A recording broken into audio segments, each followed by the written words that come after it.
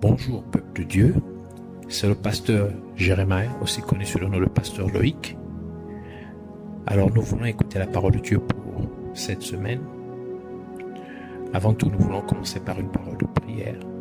Alors en signe de révérence à notre Père Céleste, notre Dieu, baissons nos têtes et prions ensemble. Père, Dieu de gloire, Dieu tout-puissant, Dieu de merveille, Dieu de prodige, Dieu qui ne change pas et qui règne au-dessus de toutes choses, qui n'a pas de pareil sur la terre et dans les cieux, reçois la gloire, l'honneur et la majesté, la louange et la magnificence. Merci encore, Seigneur, pour cette énième opportunité que tu nous donnes de pouvoir nous recueillir dans ta présence. Merci pour ta grâce. Merci de nous avoir gardés, Seigneur, jusqu'à cet instant. Merci de nous permettre encore d'être enrichis par ta connaissance, la connaissance de ta parole, la connaissance de la vérité.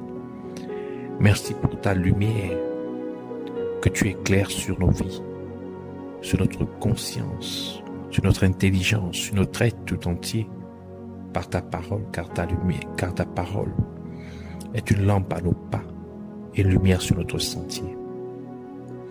Merci ainsi d'instruire chacun de nos pas. Merci de te rassurer que nous puissions atteindre la destination que tu as fixée pour nous. Béni sois-tu encore en toutes choses. Nous venons nous humilier devant de toi, implorant ta miséricorde pour tout ce que nous avons pu faire, penser, dire, Seigneur, qui ne t'a pas honoré. Que tu nous laves, Seigneur, par l'eau de purification, que tu nous sanctifies, Seigneur, par ton sang, au nom de Jésus, que tu sanctifies nos pensées, notre intelligence, notre corps, notre âme, notre esprit, notre cœur, Seigneur, afin que tout soit consacré au nom de Jésus. Nous venons prendre l'autorité, nous levons contre tous ceux qui ne glorifient pas ton nom, tous ceux qui s'opposent à la connaissance de ta parole, qui soient liés, chassés dans les gouffres de l'enfer une fois pour toutes. Au nom de Jésus-Christ, nous prions ainsi. Amen. Alors nous allons prendre notre lecture dans le livre de Matthieu, chapitre 13, versets 24 à 30. Alors nous lisons la parole de Dieu dans le livre de Matthieu, chapitre 13, verset 24 au verset 30, au nom de Jésus-Christ. Il leur proposa une autre parabole. Et il dit, si c'est Jésus qui parle, le royaume des cieux est semblable à un homme qui a semé une bonne semence dans son champ. Mais pendant que les gens dormaient, son ennemi vint, sema de l'ivraie parmi le blé et s'en alla. Lorsque l'herbe eut poussé et donné du fruit, l'ivraie parut aussi. Les serviteurs du maître de la maison vinrent lui dire, « Seigneur, n'as-tu pas semé une bonne semence dans ton champ? D'où vient donc qu'il y a de l'ivraie? » Il leur répondit, « C'est un ennemi qui a fait cela. » Et les serviteurs lui dirent, « Veux-tu que nous allions l'arracher? » « Non, dit-il, de peur qu'en arrachant l'ivraie, vous ne déraciniez en même temps le blé. Laissez croître ensemble l'un et l'autre jusqu'à la moisson, et à l'époque de la moisson, je dirai au moissonneur, arrachez d'abord l'ivraie et liez-la en gerbe pour la brûler, mais amassez le blé dans mon grenier. Que le Seigneur bénisse sa parole, qu'elle vienne pleine de gloire, de l'élévation, de révélation, de sagesse, de vie et de bénédiction au nom de Jésus-Christ. Amen. Alors nous voulons continuer dans notre thème principal que nous avons abordé déjà il y a, je crois, environ 3 semaines, sur le fait que Jésus maudit le figuier. Jésus maudit le figuier. La dernière fois, lorsque nous avons abordé ce thème, nous avons parlé de 2 aspects principaux.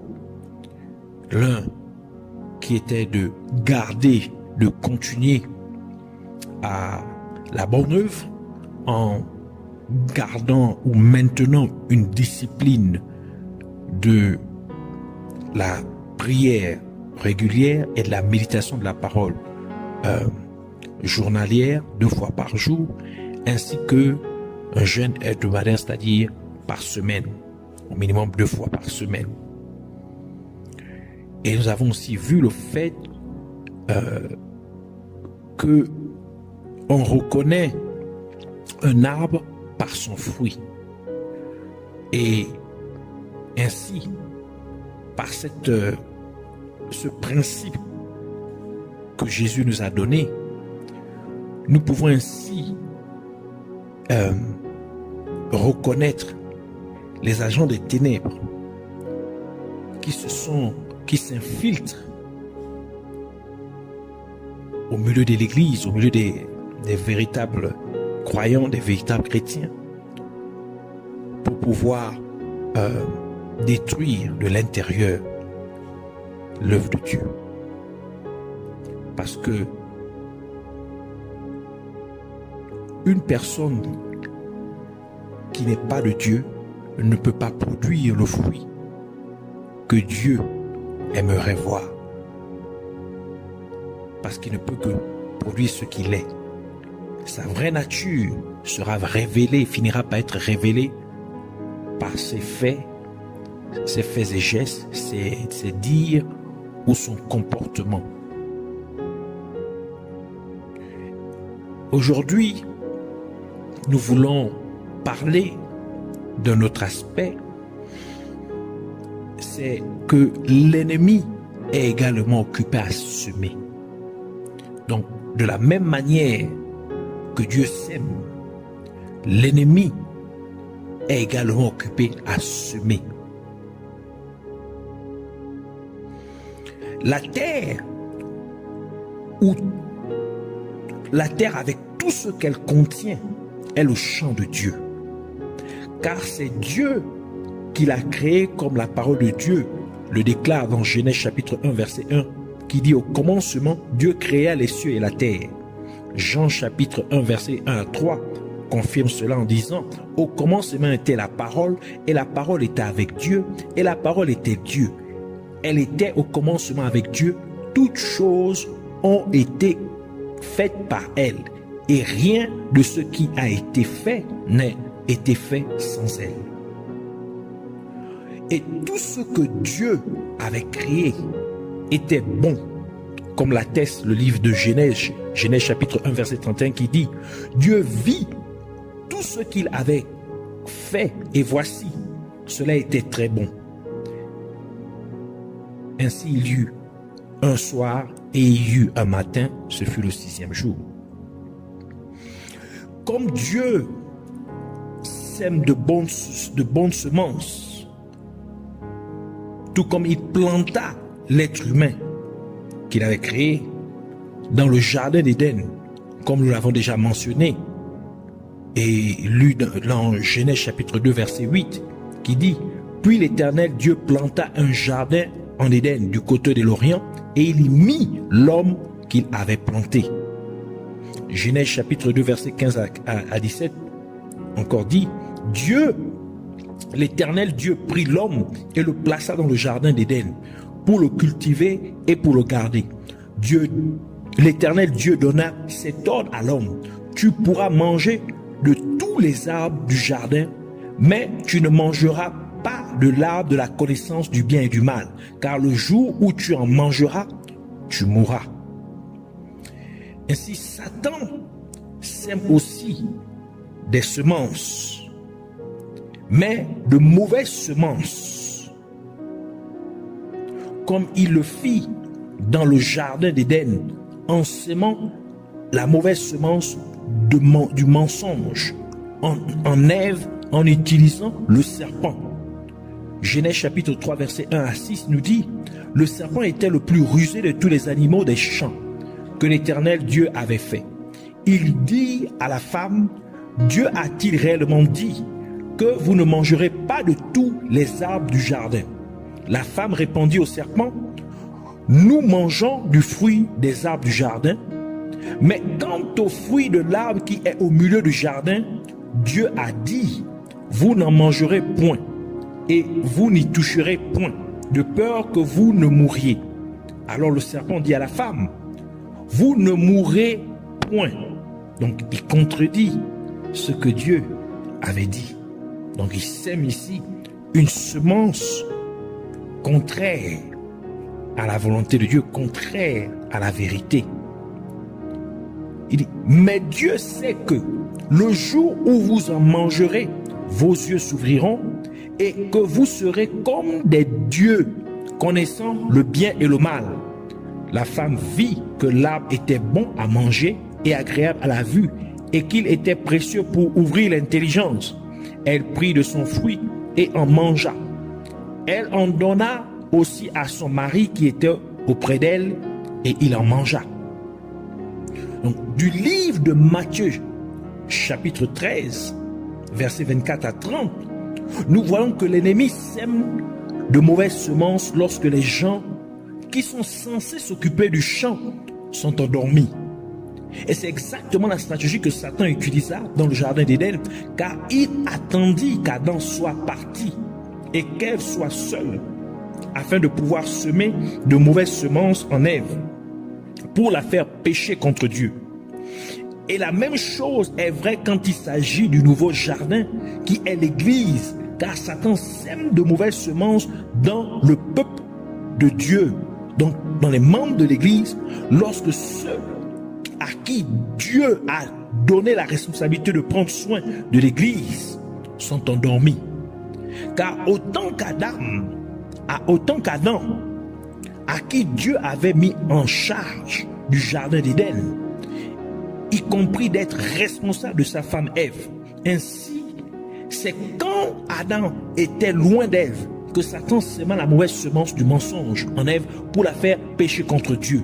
Ainsi, de la même manière, c'est lorsque les dirigeants de l'église locale sont endormis par le fait qu'ils n'enseignent pas la vraie parole de Dieu aux membres de l'église pour garder les membres purs de toute corruption du monde. Ils permettent ainsi à Satan de semer de mauvaises semences dans les membres de l'église.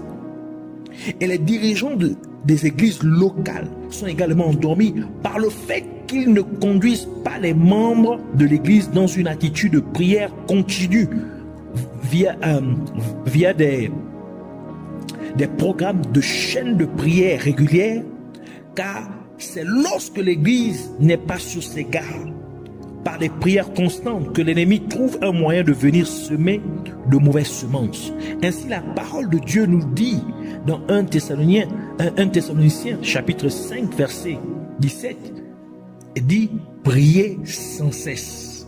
Donc c'est l'attitude que nous devons toujours avoir, et nous avons déjà développé cela dans des enseignements précédents.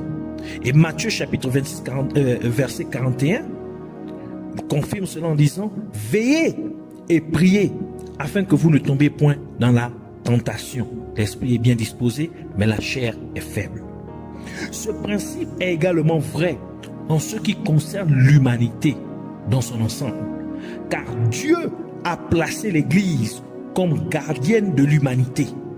Donc si l'Église sur terre est endormie en négligeant d'enseigner continuellement la parole de Dieu à l'humanité, et aussi en omettant d'intercéder dans la prière, c'est-à-dire par la prière continuelle à l'égard de l'humanité, cela aboutirait ainsi à permettre à Satan d'infiltrer l'humanité et de semer de mauvaises semences pour corrompre l'humanité tout entière. Et Satan ne vient pas sous une forme explicite quand il opère, comme il le fit dans le jardin d'Éden, où il utilisa le serpent pour semer la mauvaise semence. Ainsi, aujourd'hui, il utilise principalement des moyens tels que la télévision, Internet et les réseaux sociaux pour incorporer des semences maléfiques dans les gens, au travers des choses comme des films, la musique, des images de toutes sortes. Et les conséquences de ces mauvaises semences sont toute la méchanceté qui est perpétrée dans le monde entier. c'est-à-dire les meurtres, les viols, les actes de pédophilie, vol, adultère, fornication, les guerres, sorcellerie, l'idolâtrie et ainsi de suite. Toutes choses semblables. Remarquez que c'est l'absence d'Adam qui avait permis au diable de venir semer des semences en Ève et de les faire mourir à la fois, donc de faire mourir Adam et Ève à la fois spirituellement et plus tard physiquement. Car si Adam avait été présent lorsque le serpent vint à Ève, Adam aurait su que ce n'est pas ainsi que le serpent se comporte, car c'est Adam qui nomma tous les animaux en fonction de leur apparence et comportement respectifs. Ainsi, Adam aurait repéré qu'il y avait une force extérieure à l'œuvre dans le serpent.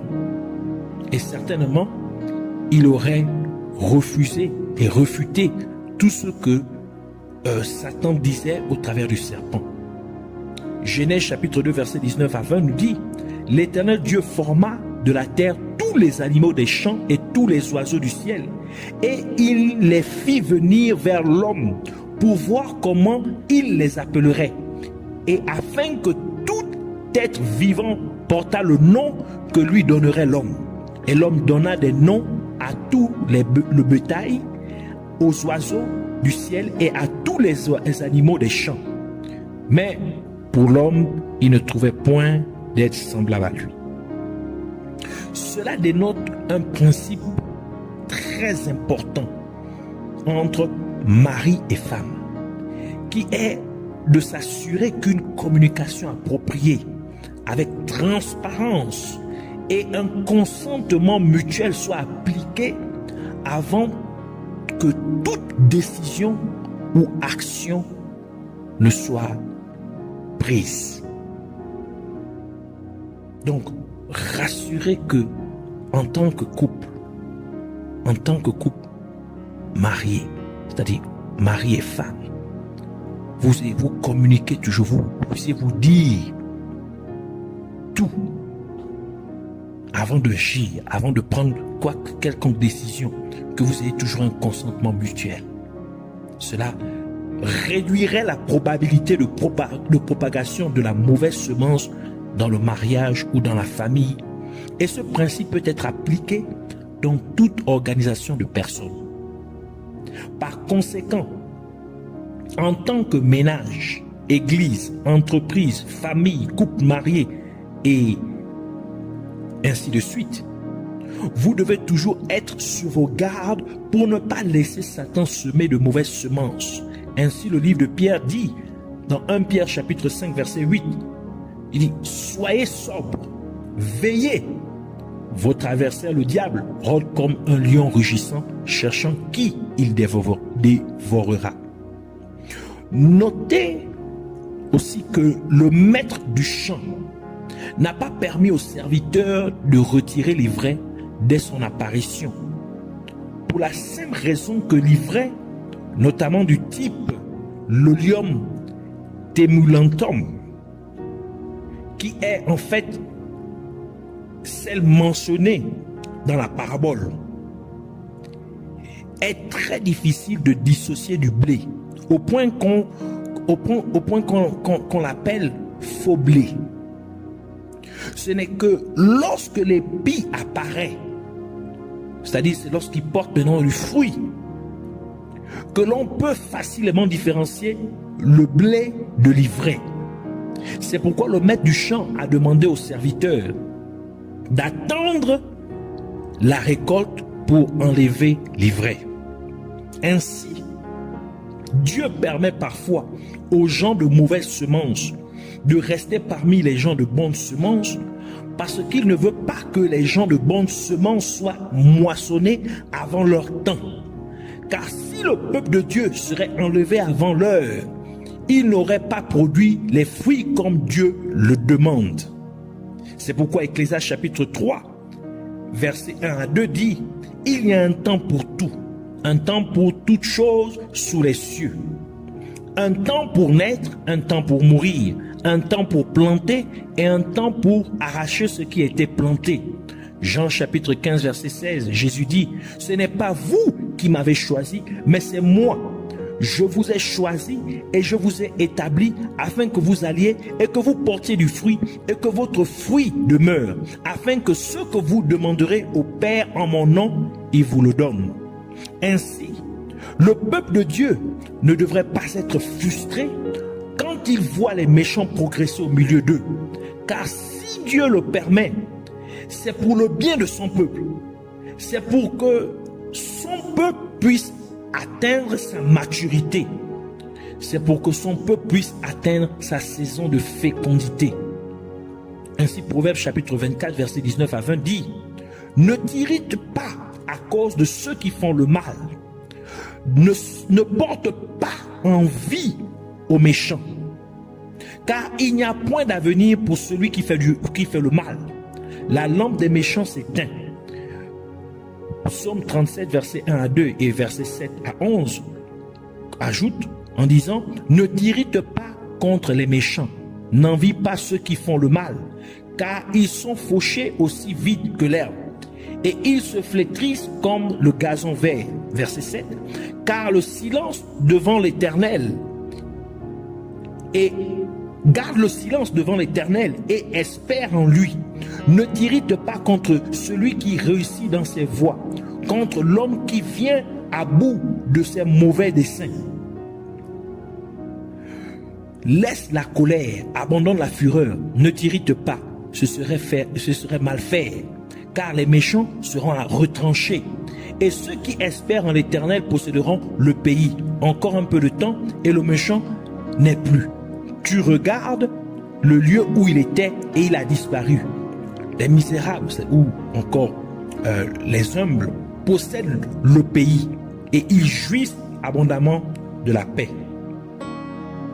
Et la parole de Dieu nous assure aussi de ce qui suit dans Romains chapitre 8, verset 28, qui dit « Nous savons du reste que toute chose concourt au bien de ceux qui aiment Dieu, de ceux qui sont appelés selon son dessein. » C'est-à-dire qu'une circonstance peut sembler ne pas vous convenir au commencement, mais à la fin, elle tournera à votre avantage. D'où la parole de Dieu dit dans Ecclésiaste chapitre 7 verset 8, « Mieux vaut la fin d'une chose que son commencement. Mieux vaut un esprit patient qu'un esprit hautain. » Et aussi, soyez sûrs qu'au moment de la récolte, les méchants seraient liés et prêts à brûler dans l'enfer. Psaume 9, verset 16 à 17 qui dit « L'Éternel s'est fait connaître, il a exercé le jugement. Le méchant s'est enlacé dans l'ouvrage de ses mains. Les méchants reculeront jusqu'aux enfers et toutes les nations qui oublient Dieu. » Maintenant, nous voulons aussi parler du fait que l'arbre infructueux sera abattu. L'arbre qui ne produit pas de fruits sera coupé et jeté au feu. Luc chapitre 13 verset 6 à 9 qui dit, il dit aussi cette parabole. Un homme avait un figuier planté dans sa vigne. C'est Jésus ici qui parle. Il vint pour y chercher du fruit et il n'en trouva point. Alors il dit au vigneron, voilà 3 ans que je viens chercher du fruit à ce figuier et je n'en trouve point. Coupe-le. Pourquoi occupe-t-il la terre inutilement? Le vigneron lui répondit, Seigneur, laisse-le encore cette année. Je creuserai tout autour et j'y mettrai du fumier. Peut-être à l'avenir donnera-t-il du fruit, sinon tu le couperas. J'aimerais que nous prenions vraiment attention à cette parabole. Car dans cette parabole, il y a des principes que Dieu a enfouis et qui voudrait nous révéler. Comme déjà indiqué, le fruit que Dieu recherche ou cherche à voir dans la vie du croyant est l'image de lui-même.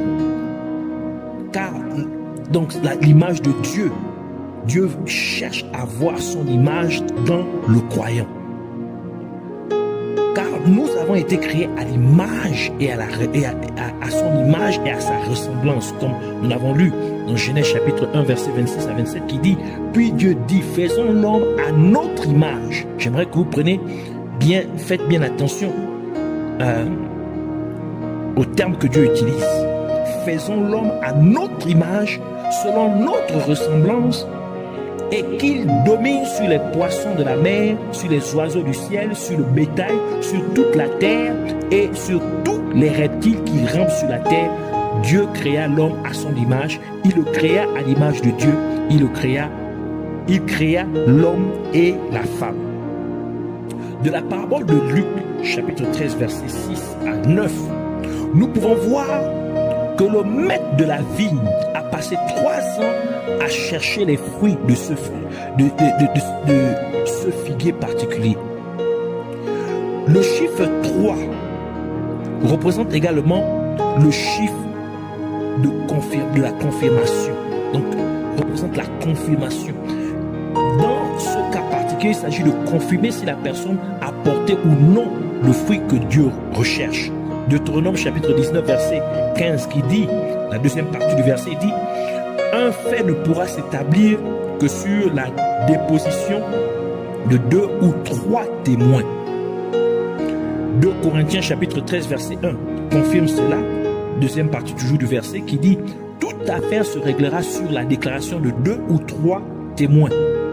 Donc le chiffre 3 est le chiffre de la confirmation. Ainsi, les 3 années représentent 3 opportunités que Dieu donne à quelqu'un pour produire le fruit qu'il veut voir dans la vie de la personne. Cela correspond à 3 saisons comme expliqué un peu plus loin. Et les 3 années que Dieu a données au figuier représentent aussi les 3 personnalités de Dieu, qui sont Dieu le Saint-Esprit, Dieu le Fils en la personne de Jésus-Christ, et Dieu le Père. Et tous les 3 sont un, comme le dit 1 Jean chapitre 5 verset 7, la version Scaval, qui dit car il y en a 3 qui rendent témoignage dans le ciel. Eh bien, il y en a 3 qui rendent témoignage dans le ciel. Le Père, la parole, nous savons que Jésus-Christ s'appelle la parole de Dieu, donc ici il s'agit du Père et de Jésus-Christ, qui est la parole de Dieu, et le Saint-Esprit. Et ces 3-là sont un. Ainsi, Dieu veut voir la personnalité de Dieu le Père, de Dieu le Fils, donc la personne de Jésus-Christ qui est la parole de Dieu, et de Dieu le Saint-Esprit.